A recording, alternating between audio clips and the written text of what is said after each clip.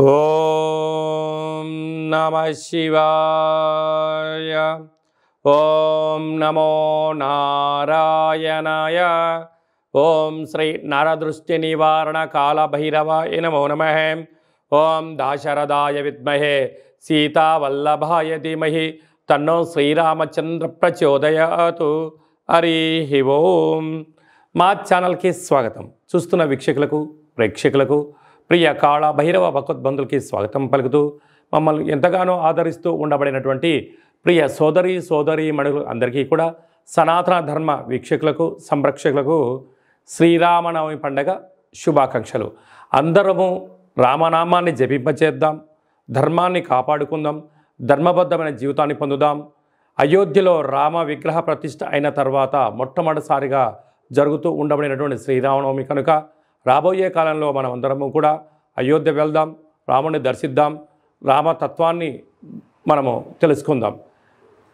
16వ తారీఖు 4వ నెల 2024 నుండి 30/4/2024 వరకు పుట్టినటువంటి వారందరికీ కూడా ముందస్తుగా జన్మదిన శుభాకాంక్షలు. గతంలో వివాహం చేసుకున్న వారికి వివాహ వార్షికోత్సవ శుభాకాంక్షలు. ద్వాదశ రాశుల్లో గ్రహ గమనాలు ఒకసారి వీక్షింపచేద్దాం. మేషరాశిలో రవి మరియు గురు సంచార స్థితి, కన్యరాశిలో కేతు సంచార స్థితి, కుంభరాశిలో కుజుడు మరియు శని సంచార స్థితి, మీనరాశిలో బుధుడు శుక్రుడు మరియు రాహు సంచార స్థితితో ద్వాదశ రాశుల్లో గ్రహ గమనాలు ఈ విధంగా ఉన్నాయి. కన్యరాశి వారికి చైత్రమాస పూర్ణిమ రోజున ఎలాంటి విధి విధానాలు పాటించాలో ఈ వీడియోలో సవివరంగా సంపూర్ణంగా తెలుసుకుందాం. కన్యరాశిలో ఏ నక్షత్రాలు వస్తాయనగా ఉత్తరా నక్షత్రంలోని 2, 3, 4 పాదాలు, హస్తా నక్షత్రంలోని 4 పాదాలు, చిత్తా నక్షత్రంలోని 1, 2 పాదం కలిపితే కన్యరాశి అవడం జరుగుతుంది. చాలామందికి పుట్టినటువంటి కాల సమయంలో డేటా బర్తులు లేనటువంటి కారణం వలన పేరు యొక్క మొదటి అక్షరాన్ని అనుసరిస్తూ ఆ రాశిని తెలుసుకునే ప్రయత్నం చేద్దాం.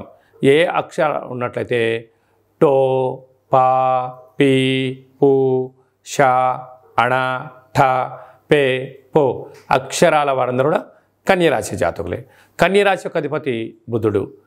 రాశిలోనే బుధుడు ఉండడం, 6వ స్థానంలో కుజుడు మరియు శని సంచార స్థితి ఉండడం, 7వ స్థానంలో బుధుడు శుక్రుడు రాహు సంచార స్థితి, అష్టమంలో రవి గురు సంచార స్థితి ఉండడం వలన ఈ చైత్రమాస పూర్ణిమ సందర్భంగా కన్యరాశి జాతకులు ఒక చిలకపచ్చ లేకపోతే ఆకుపచ్చ రంగులో నవధాన్యాలను లేకపోతే గోధుమలను వేసి ఒక క్లాతులో ఎర్రటి ఒత్తులతో దీపం వెలిగించి దిష్టి తీసి ప్రవహించే నీటిలో వేయడం వలన వాహన ప్రమాదాలు పొంచి ఉన్నాయి కనుక జలగండాలు, వాయుగండాలు, యంత్రాలతో ఆయుధాలతో ఇబ్బంది కనపడుతుంది కనుక దోషం తొలగిపోతుందని చెప్పి గమనించాలి.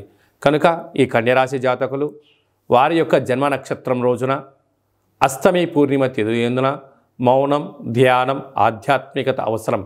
లేకపోతే అనేక రకాల సమస్యలు పొంచి ఉన్నాయి. తస్మాత్ జాగ్రత్త. వృత్తులలో, ఉద్యోగాల్లో, వ్యాపారాల్లో, స్వయం వృత్తులు, సేవా రంగాలు, వ్యవసాయ సోదరీమణులు, గృహ భవన నిర్మాణ కార్యక్రమాలు చేసేటువంటి వారు, ప్రభుత్వ ఉద్యోగస్తులు, ప్రైవేట్ రంగంలో ఉండబడిన వారికి ఓపిక చాలా అవసరము. మిమ్మల్ని అనేక మంది శత్రువులు పొంచి ఉండి మీ మాటలతో రెచ్చగొట్టడం, మీకు మీరే బాధపడే విధంగా చేసుకోవడం, నిద్రలేని రాత్రులు గడపడం, మిమ్మల్ని ఆలోచనలో పడేయడానికి అనేక మంది సిద్ధంగా ఉన్నారు. తస్మాత్ జాగ్రత్త. ఏప్రిల్ నెలలో ద్వితీయార్థంలో ముఖ్యమైనటువంటి పండుగల గురించి క్లుప్తంగా తెలుసుకుందాం.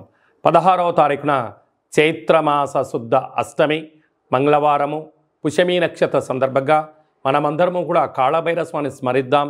కాలాన్ని అనుకూలంగా తెచ్చుకుందాం. గృహంలో వాస్తు, నరదృష్టి, యంత్ర, మంత్ర, తంత్ర, పరతంత్ర, తాంత్రిక దోషాలను తొలగించుకుందాం. కుష్మాండ దీపాన్ని వెలిగించుకుందాం. విద్యాకర్షణ, వ్యాపారాకర్షణ, జ్ఞానాకర్షణ తెలుసుకుందాం. అలాగనే కాళభైరవ స్వామి యొక్క స్మరణ చేయడం వలన అష్ట కష్టాలు తొలగిపోయి అష్టైశ్వర్యాన్ని కలుగుతుందని గమనించాలి. మీకు ఇంట్లో చేసుకోవడానికి కుదరకపోతే ఈ కింద మనం సంప్రదించినట్లయితే మన యొక్క దేవాలయంలో కాళభైరవ స్వామి యొక్క పూజా కార్యక్రమాలని మీకు ప్రత్యక్ష ప్రసారంగా కూడా చూపించడం జరుగుతుంది. కనుక మీరు పూజా కార్యక్రమంలో పాల్గొనాలి అన్నట్లయితే మీ యొక్క గోత్రనామాల్ని వాట్సాప్ చేయగలరు. అలాగనే మనకు 17వ తారీఖున శ్రీరామనవమి కనుక మనమందరము కూడా శ్రీరామస్వామి వారి యొక్క కళ్యాణంలో పాల్గొందాం. అక్షంతల్ని, తలంబ్రాలని మనం తలపైన వేసుకుందాం. అష్ట కష్టాలని తొలగింపచేసుకుందాం.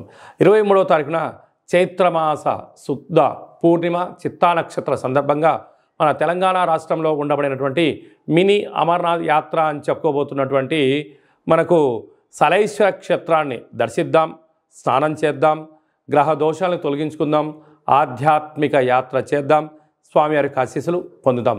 ఇంకనూ ఈ ఏప్రిల్ నెలలో ద్వితీయార్థంలో ఇంకనూ విజయం సాధించగలగాలి అన్నట్లయితే ఈ యొక్క పాత్ర కంచు పాత్ర అంటారు. అంటే మనకు రాసులు 12 ఎలా ఉంటాయో, లగ్నాలు 12 ఎలా ఉంటాయో 12 రాసులు ఇందులో అచ్చు వేయడం జరుగుతుంది.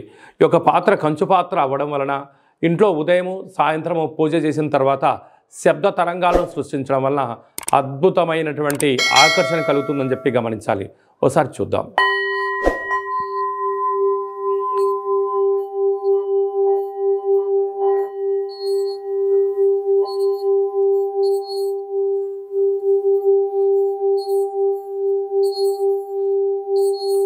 ఈ యొక్క శబ్ద తరంగాల ద్వారా మనిషి శరీరంలో ఉండబడినటువంటి 7 చక్రాలు వికసింపచేయడం, బయట ఉండబడిన లక్ష్మీదేవి ఇంట్లోకి రావడం, ఇంట్లో ఉండబడిన దరిద్ర దేవత బయటికి వెళ్ళడం కూడా జరుగుతుంటుంది. విద్య, ఉద్యోగ, వ్యాపార సకల జన ఆకర్షణ కలిగి మనం ఏదైతే అనుకుంటామో అది విజయం సాధించడం జరుగుతుంది. ఈ అక్షయ పాత్రతో పాటు ఒక కాళభైరవ స్వామికి ఒక పిరమిడు, డాలరు, కంకణము, కాళభైరవ హోమ కార్యక్రమాన్ని మీకు లైవ్ కూడా చూపించి గోత్రనామాల ద్వారా పూజ చేయించి మీకు ప్రసాదంగా ఏర్పాటు చేయడం జరుగుతుంది. ఆసక్తి గలవారు ఈ కింద నెంబర్ని సంప్రదించగలరు. అలాగే మీ వ్యక్తిగత జాతకం తెలుసుకోవాలనుకుంటున్నారా? మీ యొక్క పేరు, తేదీ, నెల, సంవత్సరం, సమయం రాసి వాట్సాప్ పంపించినట్లయితే 100 సంవత్సరాల జాతకాన్ని వ్రాసి పంపించి మీరు పుట్టినప్పుడు గ్రహ గమనాలు ఎలా ఉన్నాయి, ప్రస్తుతం ఎలా ఉన్నాయి, రాబోయే కాలం ఎలా ఉండబోతున్నాయో సవివరంగా తెలియజేయడం జరుగుతుంది. అలాగే మన దేవాలయంలో మన యొక్క జ్యోతిషం చెప్పించుకున్న వారందరికీ కూడా కాళభైరవ స్వామి వారి యొక్క అర్చన అభిషేక కార్యక్రమాలు కూడా ఉచితంగా కూడా చేయించడం జరుగుతుంది. అలాగనే చాలామందికి పుట్టినటువంటి కాల సమయంలో డేటా బర్త్లో లేనటువంటి వారికి మీ పేరు యొక్క మొదటి అక్షరాన్ని అనుసరిస్తూ రాశిని తెలియజేస్తూ అలాగనే రమణ శాస్త్రం ద్వారా అనగా కాళభైరవ ఉపాసన చేత భూత భవిష్యత్ వర్తమానాన్ని గవళ ద్వారా తెలియజేయడం జరుగుతుంది. ఆసక్తి గలవారు ఈ కేంద్రమును సంప్రదించి అపాయింట్మెంట్ తీసుకొని సంప్రదించగలరు. మీ డేటా బర్త్లను వాట్సాప్లో పంపించగలరు.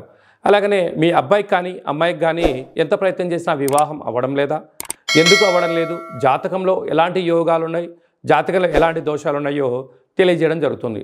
వచ్చినటువంటి వధువు వరుడు యొక్క జాతకంలో గ్రహ గమనాల యొక్క పరిస్థితులు బట్టి వీరిద్దరి వివాహ తదనంతరము సంతానము, విదేశానము, రాజసన్మానము, రాజయోగాలు కూడా తెలియజేయడం జరుగుతుంది. అలాగే మీ ఇంట్లో తరచుగా భార్యాభర్తలు గొడవ పడడం కానీ, ఇబ్బంది పడడం కానీ, ఒకరిపైన ఒకరికి అభిప్రాయాలు సక్రమంగా లేనటువంటి పరిస్థితి ఉన్నట్లయితే మీ యొక్క ఇరువురు పేర్లను పంపించగలిగినట్లయితే జాతకంలో ఉండబడిన దోషాలను గమనించి చిన్న చిన్న రెమెడీస్ ద్వారా మీరు పార్వతీ పరమేశ్వరులాగా కలిసి ఉండేటువంటి సలహాలు సూచనలు కూడా ఇవ్వడం జరుగుతుంటుంది. అలాగనే మీకు పుట్టినటువంటి పిల్లల యొక్క డేటా బర్త్లు పంపించినట్లయితే నామ నక్షత్రం ఏది పెట్టుకోవాలి, ఏ మాసంలో ఎలాంటి పేర్లు పెట్టుకోవాలి, వారి యొక్క విద్య, ఉద్యోగము, తదుపరి భవిష్యత్తును కూడా సంపూర్ణంగా తెలియజేయడం జరుగుతుంది.